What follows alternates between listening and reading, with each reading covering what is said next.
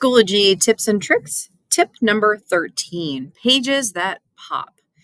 You have two options when you add a page in Schoology. So I'm talking about adding page here, and this is where you can add text and information, videos, pictures, anything like that for your students. You have two options. You have option one, where you view this in line. So this is an example. I have come into my main materials page. Here is a folder with a description. Here is a page that is displayed in line. So it's like it's open and I can see all of the content of that page right from the start. I can see the text, I can see the image. If there's videos, I'll show you another example of that in a minute. I see everything. The second option is to view it as a new page, which is this end here. This is not open. I actually click on this to see the information on this page. So they are both pages, but there's two ways of doing it.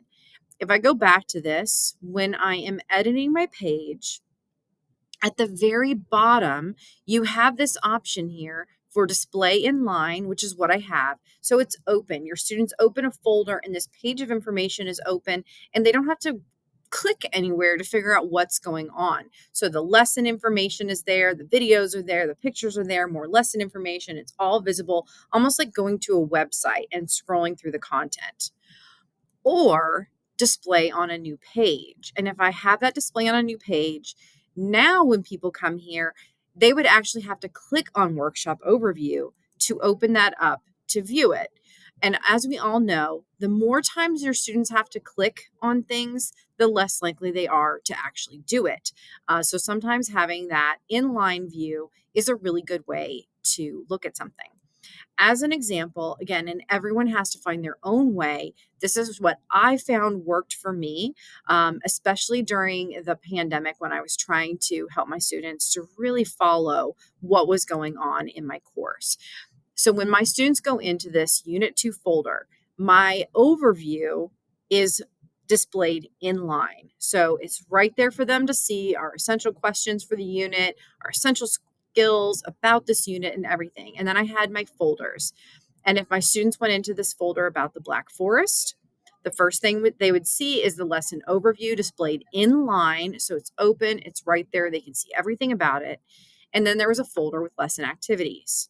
And when I open my lesson activities, you'll notice I have an inline page with some information, including a link to an article, and then an activity for that article. My next one is an inline page open with some information about activity 2. And then here is the sway presentation mentioned there. Again, my students don't have to click anywhere. It's all right here. Activity 3, here's the description. Here's the ed puzzle mentioned in this description. We continue down. Activity 4, here's the description. And then here is activity 4 using the assessment tool. So my students didn't actually have to open anything or go, they had to open an article, but they didn't have to figure out where to go within the folder. It all flowed almost like a website and everything was in order and intuitive.